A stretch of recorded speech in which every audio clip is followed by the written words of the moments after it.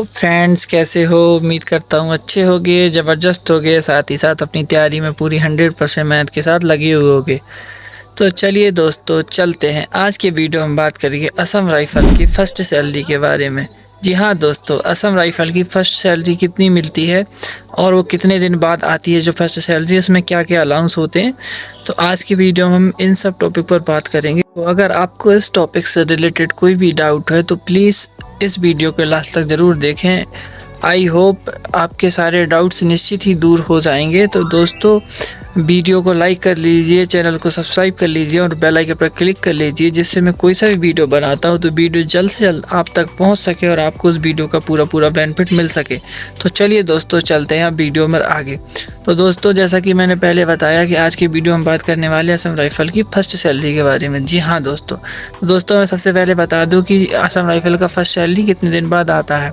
तो दोस्तों जब आप अपने ट्रेनिंग सेंटर पर जाते हैं तो वहाँ पर आपका मेडिकल चेकअप कराया जाता है, आपके डॉक्यूमेंट्स लिए जाते हैं, उन्हें वेरिफिकेशन किया जाता है, आपको डेली रूटीन समझाया जाता है, साथ ही साथ आपके जो सैलरी से रिलेटेड फॉर्म होते हैं वो भरवाए जाते हैं। जिन भाइयों का अकाउंट नहीं खुला होता है उनका अकाउंट भी खुलवाया जाता है। तो ये सब प्रोसेस करते करते लगभग 7 से 10 दिन आपके इसी में बीत जाते हैं। इसके बाद जब आपका डॉक्यूमेंट्स कंप्लीट हो जाते हैं, फॉर्म सारे भर जाते हैं, तो उन फॉर्म को जो असम राइफल का हेडक्वार्टर्स है DJAR शिलोंग में, वहाँ पर आपके डॉक्यूमेंट्स भेज दिए जाते हैं। तो जो शिलोंग में हमारा DJAR असम राइफल का जो हेडक्वार्टर है, वहाँ पर आपका सैलरी आने का आगे का प्रोसेस पूरा होने लगता है और आपका जो वहाँ पर प्रोसेस पूरा होने के साथ ही साथ आपका जो अकाउंट का वेरिफिकेशन है वो भी कराया जाता है। तो ये सब काम होते होते इसके बाद जब आपका कंप्लीट हो जाता है उसके बाद आपका सैलरी आता है। तो दोस्तों आपका जो लगभग अगर मैं बता दूं कि आपका फर्स्ट सैलरी वो कितना आएगा, तो दोस्तों आपका जॉइनिंग टाइम से लगभग आपका 2 महीने तो मिनिमम लग ही जाते हैं। 2 से 3 महीने भी हो सकते हैं कहीं किसी भाई के, तो लगभग 2 से 3 महीने में आपका फर्स्ट सैलरी आ जाता है। तो दोस्तों कुछ भाइयों के डाउट होते हैं कि जो हमारी सैलरी होती है वो किस दिन से स्टार्ट होती है। क्या हमारी सैलरी जिस दिन आती है उसी दिन से हमारी सैलरी स्टार्ट होती है, या जिस दिन से हमारी ट्रेनिंग स्टार्ट होती है उस दिन से हमारी सैलरी स्टार्ट होती है। तो भाई आपकी ट्रेनिंग कितने ही दिन बाद स्टार्ट हो उससे कोई भी फ़र्क नहीं पड़ता है। आपकी सैलरी उस दिन से स्टार्ट होती है जिस दिन आप ट्रेनिंग सेंटर में ज्वाइन करते हैं। आपकी जो ज्वाइनिंग डेट होती है, साथ ही साथ आप जिस दिन अपने ट्रेनिंग सेंटर पर पहला कदम रख लेते हैं उस दिन से आपकी जो है वो सैलरी स्टार्ट हो जाती है। आपकी ट्रेनिंग 1 हफ्ते बाद, 2 हफ्ते बाद, 1 महीना बाद भी शुरू हो, उससे आपको कोई फ़र्क नहीं पड़ता है। और आपका जब फर्स्ट सैलरी आता है 2 या 3 महीने बाद, तो आपका जो पिछला 3 महीना हुआ होगा या 2 महीना हुआ होगा, तो आपको पूरा इकट्ठा पूरा इंक्लूड करके आपको सैलरी दिया जाता है। तो दोस्तों ये हो गया आपका सैलरी से रिलेटेड डाउट कि सैलरी कितने दिन बाद आता है और क्या कितने दिन का सैलरी मिलता है, क्या ट्रेनिंग टाइम से सैलरी ऐड होता है या ज्वाइनिंग टाइम से ही। तो दोस्तों ज्वाइनिंग टाइम से होता है। अब दोस्तों बताऊंगा कि हमारी सैलरी में कौन कौन से अलाउंस मिलते हैं। दोस्तों मैं अलाउंस बताने से पहले मैं आपको बता दूं कि जो हमारी फ़र्स्ट सैलरी है, जो लगभग ट्रेनिंग टाइम पर हमारी फ़र्स्ट सैलरी कितने हज़ार के आसपास बनेगी। तो दोस्तों मैं बता दूं कि जो हमारी फ़र्स्ट सैलरी होती है, जैसे मेरी सर्विस है 2 साल हो गई है करीब, तो जो मेरी ट्रेनिंग टाइम था और अभी का जो ट्रेनिंग टाइम है, तो उस टाइम कम मिल रहा था थोड़ा, उससे अभी जो बंदे ट्रेनिंग में जा रहे होंगे उन्हें मे अकॉर्डिंग थोड़ा 1-2 हज़ार रुपये एक्स्ट्रा मिल रहा होगा। तो दोस्तों जो मेरी फ़र्स्ट सैलरी थी वो 35,000 और 600 ऐसे कुछ रुपए थी जो ट्रेनिंग टाइम पर थी। तो दोस्तों अब सवाल ये आता है कि ये जो सैलरी है वो ज्वाइनिंग टाइम बढ़ कैसे जाती है, जो ट्रेनिंग टाइम पर हमको कम क्यों मिलती है। तो दोस्तों बता दूं कि जो आपकी जो फर्स्ट सैलरी है वो अभी अगर आप ट्रेनिंग करने जाते हैं तो लगभग आपको 38,000 प्लस ही मिलेगी, इससे कम नहीं मिलेगी। दोस्तों आपकी जो ये 38,000 जो प्लस सैलरी आएगी, इसमें कौन कौन से अलाउंस होते हैं तो अब मैं डिटेल में बता दे रहा हूँ।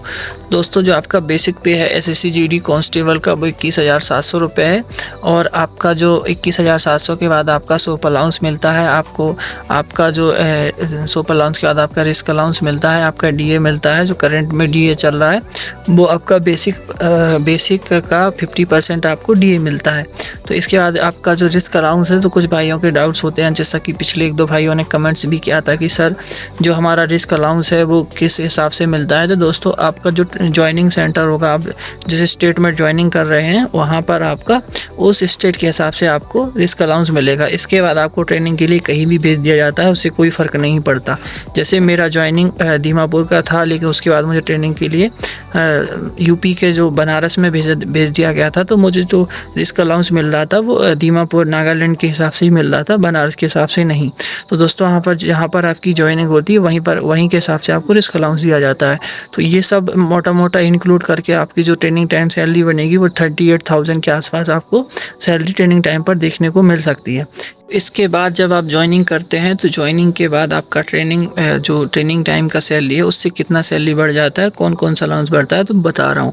तो दोस्तों जो मैंने ट्रेनिंग टाइम पर आपका सैलरी बताया वो सेम आपको ज्वाइनिंग टाइम पर भी मिलेगा यूनिट में जाने के बाद, लेकिन इसमें जो इम्पोर्टेंट 2 अलाउंस है वो आपके ऐड हो जाते हैं। एक आपका HRA अलाउंस होता है जो आपको ऐड हो जाता है, जो आपको अपने क्वार्टर के लिए मिलता है, और साथ ही साथ आपका जो एक TPT अलाउंस होता है वो ऐड हो जाता है। तो दोस्तों आपका जो पुराना सैलरी था लगभग 38,000, और इसके बाद आपका ये 2 अलाउंस ऐड होने के बाद जो आपका सैलरी वो बनेगा वो लगभग आपका इन हैंड इन अकाउंट जितना आएगा वो लगभग आपका 42 से 43 हज़ार रुपये आपको आफ्टर ट्रेनिंग मिलेगा। तो दोस्तों ये मैंने आपको पूरा बता दिया कि ट्रेनिंग टाइम पर कितना सैलरी मिलने की उम्मीद है और आफ्टर ट्रेनिंग कितना मिलता है। अब मैं आपको बताऊंगा वीडियो में कि जो हम लोग की सैलरी होती है वो बढ़ती किस प्रकार से है। तो दोस्तों जो असम राइफल का एग्रीमेंट होता है वो एक साल में 2 महीने में लगता है। एक आपका जनवरी मंथ में एक एग्रीमेंट लगता है और दूसरा आपका जुलाई मंथ में एक एग्रीमेंट लगता है।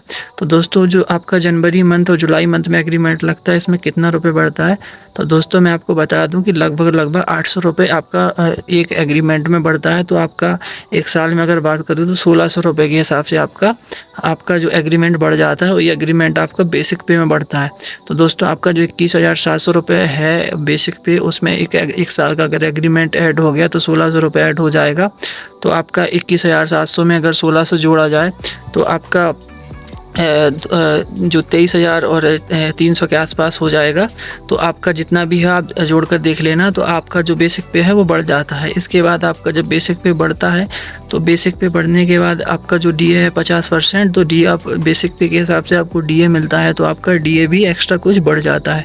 इस प्रकार से आपका सैलरी बढ़ता रहता है। तो उम्मीद करता हूँ वीडियो आपको अच्छा ही लगा होगा, और अगर वीडियो से रिलेटेड या अन्य कोई दूसरी वीडियो से रिलेटेड अभी भी आपको कोई डाउट है तो प्लीज़ दोस्तों कमेंट में कर ज़रूर बताइएगा।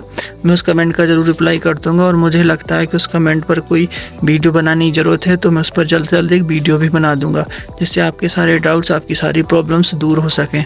और दोस्तों मैं बता दूं कि अगर आप अभी तक चैनल पर नए हैं और अभी तक आपने मेरे चैनल को सब्सक्राइब नहीं किया है तो प्लीज़ दोस्तों चैनल को सब्सक्राइब कर लीजिए, बेल आइकन पर क्लिक कर लीजिए, वीडियो को लाइक कर लीजिए और अपने साथी भाइयों के साथ शेयर कर लीजिए, जिससे इस वीडियो का बेनिफिट आपके साथ साथ उन्हें भी मिल सके और उनके डाउट्स, उनकी प्रॉब्लम्स भी दूर हो सकें। तो उम्मीद करता हूँ आपको वीडियो अच्छा लगा होगा। तो दोस्तों चलते हैं आज की वीडियो में इतना ही, जल्दी मिलेंगे नई वीडियो के साथ। तब तक के लिए जय हिंद, goodbye, best of luck, हंसते रहिए, मुस्कुराते रहिए, जय हिंद।